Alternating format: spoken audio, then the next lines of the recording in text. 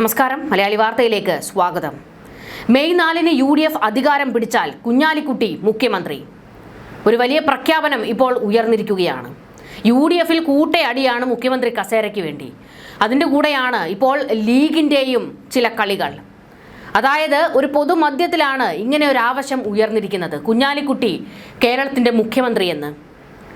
അവസാനം ഇതിപ്പോൾ മണ്ണും ചാരി നിന്നവൻ പെണ്ണും കൊണ്ട് പോകുമോ എന്നുള്ള അവസ്ഥയാണ്. അല്ലെങ്കിൽ തന്നെ RCയും KCയും BDയും ഒക്കെ ചേർന്ന് കൂട്ടയടിയാണ് കസേരയ്ക്ക് വേണ്ടി. അതിൻ്റെ കൂട്ടത്തിൽ ഇനി ലീഗിൻ്റെയും കൂടി ആവശ്യം ഉയർന്നു വന്നാൽ, അവരും കൂടി മുഖ്യമന്ത്രി കസേരയ്ക്ക് പിടിവലി തുടങ്ങിക്കഴിഞ്ഞാൽ പ്രതിസന്ധി അതിരൂക്ഷമാണ്. തുടക്കത്തിൽ UDFന് തീയിട്ട ഒരു പ്രഖ്യാപനം ലീഗിൻ്റെ പല മേഖലകളിൽ നിന്ന് ഉയർന്നു വന്നിരുന്നല്ലോ. ഉപമുഖ്യമന്ത്രി സ്ഥാനത്തിന് അധികാരമുണ്ട് എന്ന്. ഞങ്ങളത് ആവശ്യപ്പെടില്ല, പക്ഷേ കണ്ടറിഞ്ഞ് ഞങ്ങൾക്ക് തരണം എന്നുള്ള ഒരു ആവശ്യം പറയാതെ പറയുകയായിരുന്നു ലീഗ്. ഇന്നിപ്പോൾ കുഞ്ഞാലിക്കുട്ടിയെ മുഖ്യമന്ത്രിയായി ഉയർത്തിക്കാട്ടി ഒരു വിഭാഗം ഇപ്പോൾ രംഗത്തേക്ക് വന്നിരിക്കുകയാണ്. പ്രതിസന്ധി അതിരൂക്ഷമായി മാറിക്കൊണ്ടിരിക്കുകയാണ്. UDF നാണം കെട്ടി നിൽക്കുകയാണ് ഈ മുഖ്യമന്ത്രി കസേരയ്ക്ക് വേണ്ടിയുള്ള അടിയിൽ. ഒന്ന് ഓർത്തു നോക്കണം, മുതിർന്ന നേതാക്കൾ എല്ലാവരും കൂടിയാണ് സൈബർ ഇടത്തിലൊക്കെ കിടന്ന് ഈ കടിപിടി നടത്തിക്കൊണ്ടിരിക്കുന്നത്. ഒരു എല്ലിൻ കഷ്ണത്തിന് വേണ്ടി പട്ടികൾ കടികൂടുന്നത് പോലെയാണ് ഇവരുടെയും ഈ കടിപിടി ഈ മുഖ്യമന്ത്രി കസേരയ്ക്ക് വേണ്ടി. ആദ്യം ഈ തെരഞ്ഞെടുപ്പിൻ്റെ ഫലം ഒന്ന് വന്നോട്ടെ. മെയ് 4 വരെ നിങ്ങളൊന്ന് കാത്തിരിക്കൂ, ക്ഷമിക്കൂ.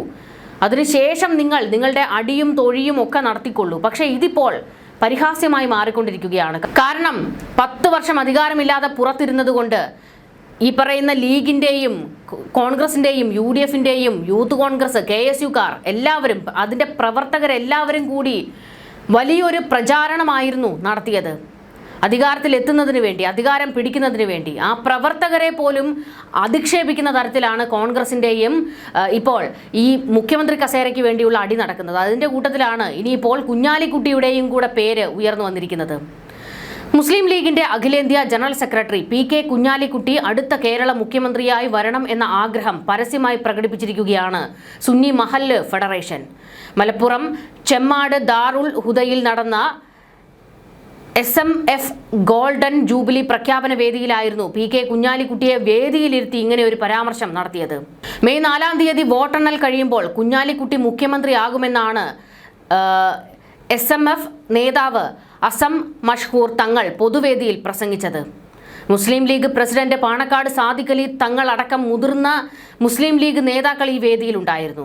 പ്രസംഗം കേട്ട് വേദിയിലുണ്ടായിരുന്ന PK കുഞ്ഞാലിക്കുട്ടി അടക്കമുള്ള നേതാക്കൾ പുഞ്ചിരിയോടെയാണ് ഇതിനോട് പ്രതികരിച്ചത്.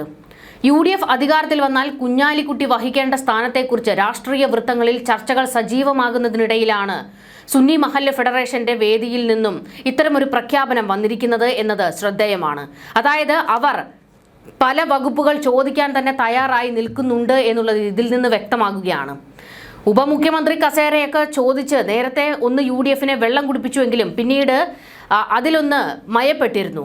ഇപ്പോൾ അതിൻ്റെ ചർച്ചകളൊന്നും ആവശ്യമില്ല എന്നൊക്കെ പറഞ്ഞുകൊണ്ട് അതിനെ ഒന്ന് മയപ്പെടുത്തി വിട്ടിരുന്നു. ഇപ്പോൾ മുഖ്യമന്ത്രി കസേരയ്ക്ക് വേണ്ടി അധികാരം കിട്ടിക്കഴിഞ്ഞാൽ തങ്ങളാണ് അഹോരാത്രം പണിയെടുത്തത് എന്നും തങ്ങൾ ഒഴുക്കിയ വിയർപ്പിൻ്റെ ഓരോ തുള്ളിയുടെയും കണക്ക് ലീഗ് പറയുകയും ചെയ്യും. അവർക്ക് വേണ്ട വകുപ്പുകൾ അത് ചോദിച്ച് മേടിക്കാൻ തുനിഞ്ഞിറങ്ങുകയും ചെയ്യും. ഇത് UDFന് വലിയ തിരിച്ചടി ഉണ്ടാക്കുന്ന സംഗതിയാണ്. എന്തായാലും ഇതിനെയൊക്കെ UDF എങ്ങനെ നേരിടുമെന്ന് കാത്തിരുന്ന് കാണണം. അത് മറ്റൊരു വശം.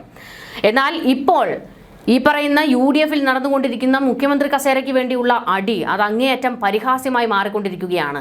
ഈ പാർട്ടിക്കാർ, അതായത് ഈ പ്രവർത്തകർ തന്നെ ഇപ്പോൾ ഇവരെ നോക്കി കൊഞ്ഞണം കുത്തി കാണിക്കുകയാണ്.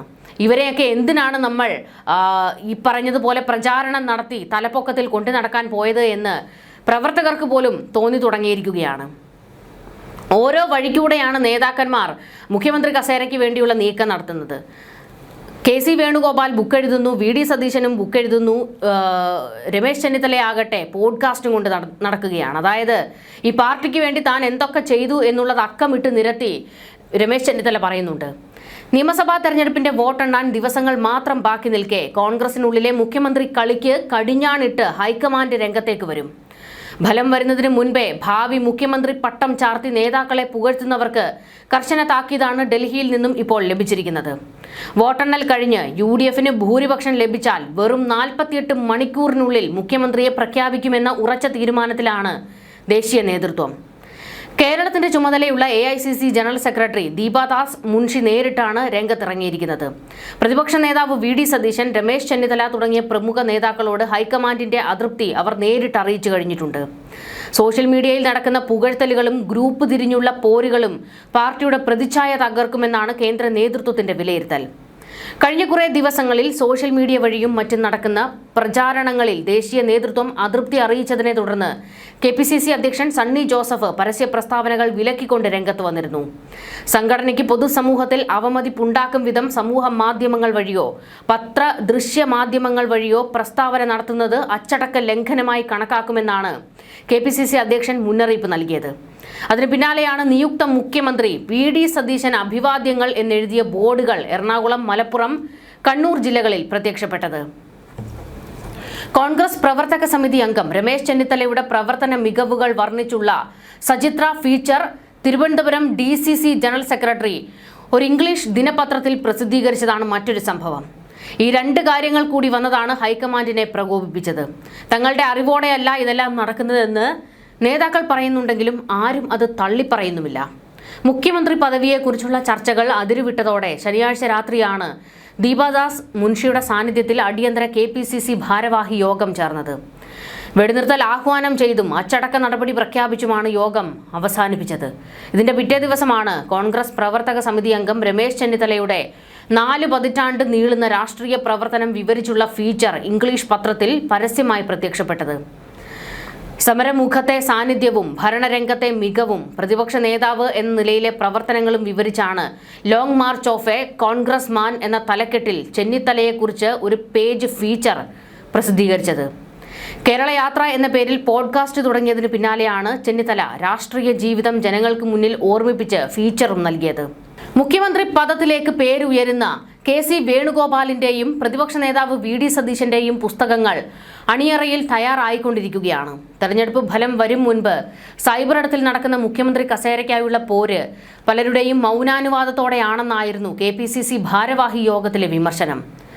എന്നാൽ ഒരു നേതാവിന്റെയും പേരെടുത്ത് ആരും കുറ്റപ്പെടുത്തിയില്ല.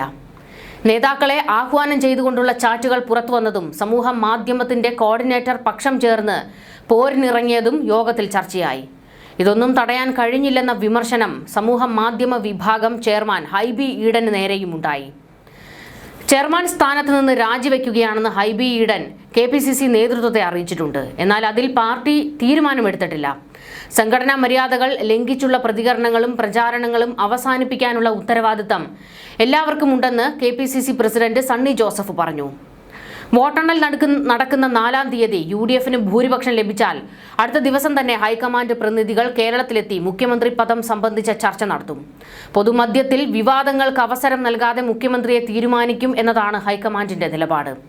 UDFന് അധികാരം ലഭിച്ചാൽ 48 മണിക്കൂറിനുള്ളിൽ മുഖ്യമന്ത്രിയെ പ്രഖ്യാപിക്കുമെന്ന് നേരത്തെ KPCC working president PC Vishnunath പറഞ്ഞതും ഇതിന്റെ അടിസ്ഥാനത്തിലാണ്.